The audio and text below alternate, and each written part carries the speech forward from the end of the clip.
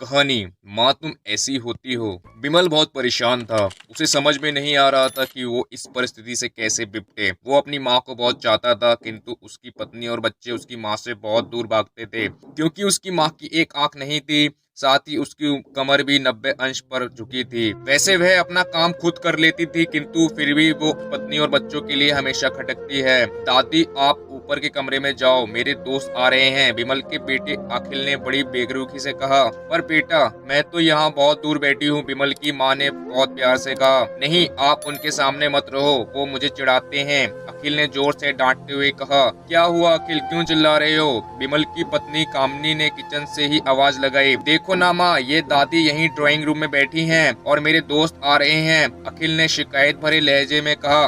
माँ जी, आप ऊपर चली जाओ, क्यों हम लोग लजवाती हो? कामनी ने बेटे का पक्ष लेते हुए कहा। बेचारी सरस्वती चुपचाप उठकर जीने के सहारे ऊपर चढ़ने लगी। कमर झुकी होने के कारण उन्हें ऊपर चढ़ने में बहुत परेशानी हो रही थी, किंतु वो पूरी ताकत से ऊपर के एक अकेले कोने वाले कमरे में जाकर बैठ गई। बिमल बाजू के कमरे से सब सुन रहा था। उसे कष्ट हो रहा था कि उसकी माँ को अपमानित होना पड़ रहा है, किंतु वो असहाय था। अगर वो कुछ कहता तो पत्नी और बच्चे उसका विरोध करने लगते। दूसरे अनेक तर्क भी सही लगते हैं, क्योंकि वो एक प्रशासनिक अधिकारी था, उसका सामाजिक स्तर बहुत ऊंचा था, उसकी ससुराल भी एक उच्च घराने की थी, अतः वह चुपचाप इस तरह से हर दिन अपनी माँ को अपमानित होते देखता रहता था। रात को विमल की पत्नी ने कहा, देखो जी, अब कुछ करो। कल कलेक्टर साहब की पत्नी आई थी, माँ जी अपनी देसी धुंधारा में उनसे मिली। मुझे बहुत शर्म आ रही थी, बताते हुए कि ये मेरी सास हैं।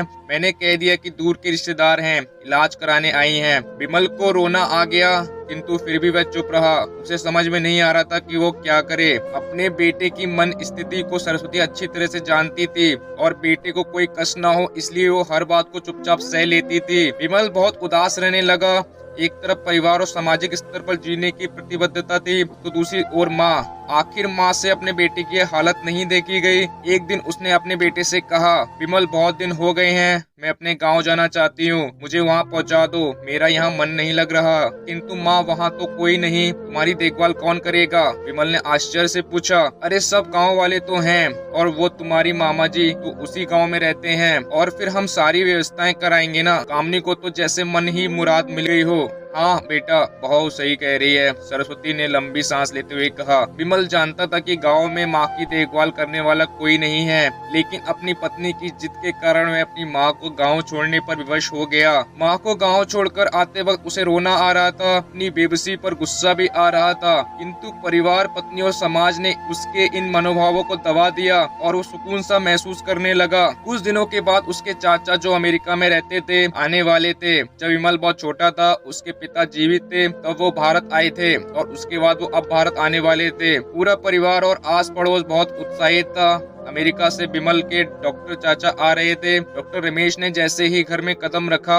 सबने मिलकर बहुत उत्साह से उनका स्वागत किया। क्यों, बिमल भाभी नहीं दिख रही हैं, कहाँ हैं? डॉक्टर रमेश ने उत्साह पूर्वक पूछा। जी, वो गांव में रहती हैं, यहाँ उनका मन नहीं लगा, कामनी ने सपाट लहजे में उत्तर दिया। डॉक्टर रमेश ने बिमल की ओर देखा तो बिमल ने अपनी आंखें काली। डॉक्टर रमेश सब समझ गए, बोले, कल हम सब भाभी से मिलने गाँव चलेंगे सब लोग। दूसरे दिन सभी लोग गाँव के घर में पहुँचे। देखा कि सरस्वती को बहुत तेज बुखार है और वो पलंग पर असहाय पड़ी हैं। डॉक्टर रमेश दौड़कर सरस्वती के पास गए, उनके पैर छूकर रोने लगे। सरस्वती की ये हालत उनकी कल्पना से परे थी। वाह बेटा विमल, तूने तो नाम उजागर कर दिया। अपनी माँ की ये हालत देखकर तुझे तो शर्म भी नहीं आ रही होगी। डॉक्टर रमेश ने विमल को लगभग डांटते हुए कहा। नहीं देवर जी, विमल का कोई दोष नहीं है, मैं खुद गांव आई थी। सरस्वती ने अपने बेटे का बचाव किया। मुझे सब पता चल गया भाभी, आप चुप रहो। क्यों बहू, तुम्हें अपनी सास की कुरूपता पसंद नहीं है? समाज में तुम्हें नीचा देखना पड़ता है ना? डॉक्टर रमेश ने कामनी की ओर व्यंग्य से कहा। कामनी निरुत्तर होकर विमल को देखने लगी। आज तुम जिस सामाजिक स्तर पर हो, वो इन्हीं के संघर्षों की देन है। और बेटा विमल, तुम्हें शायद मालूम ना हो कि बचपन में जब तुम 1 साल के थे, तब छत से नीचे गिरने के कारण तुम्हारी एक आंख फूट गई थी और तुम्हारी रीढ़ की हड्डी में भी समस्या थी। तब तुम्हारी इस कुरूप माँ ने अपनी एक आंख और अपना बोन मैरो तुम्हें देखकर इतना सुंदर स्वरूप दिया था। कामनी बेटा, इतनी सालों तक संघर्ष करके बेटे को प्रशासनिक अधिकारी बनाने वाली इस संघर्षशील औरत की तुम लोगों ने यह दशा कर दी। तुम्हें ईश्वर कभी माफ नहीं करेगा। डॉक्टर रमेश की आंखों में अश्रु जलधारा बह रही थी। अब भाभी, आप मेरे साथ अमेरिका जाएंगी, यहाँ इन स्वार्थी लोगों के बीच नहीं रहेंगी। डॉक्टर रमेश ने सरस्वती से कहा। विमल को तो काटो तो खून नहीं था। डॉक्टर रमेश जो उसके चाचा थे, उन्होंने जो राज बताया उसके बाद जो विमल को यही लग रहा था कि उससे ज्यादा पापी इंसान दुनिया में कोई और है ही नहीं। वह दौड़ता गया और माँ सरस्वती के कदमों पे लिपट गया। माँ, मेरा अपराध अक्षम्य है, मैं जानबूझकर चुप्पी साधे रहा। अब सिर्फ आप ही उस घर में साथ रहेंगी और कोई नहीं। विमल ने आग्नेय दृष्टि से अपनी पत्नी और बच्चों को देखा। कामनी को भी बहुत पश्चाताप हो रहा था, किंतु उसकी हिम्मत नहीं हो रही थी कि वो सरस्वती से आंख मिलाए। सरस्वती ने कामनी की मन स्थिति को समझकर उसको पुचकारते हुए अपने पास बुलाया और विमल को डांटते हुए कहा, खबरदार, जो मेरी बहू को मुझसे अलग करने की कोशिश की तो तुझे ही घर से बाहर निकाल दूंगी। कामनी और बच्चों ने सरस्वती के पैर पड़ते हुए अपने व्यवहार पर माफी मांगी और माँ के हृदय ने सबको माफ कर दिया। वीडियो अच्छी लगी हो तो वीडियो को लाइक करो और चैनल को सब्सक्राइब करो। दोस्तों, ऐसी वीडियो बनाने के लिए बहुत मेहनत लगती है।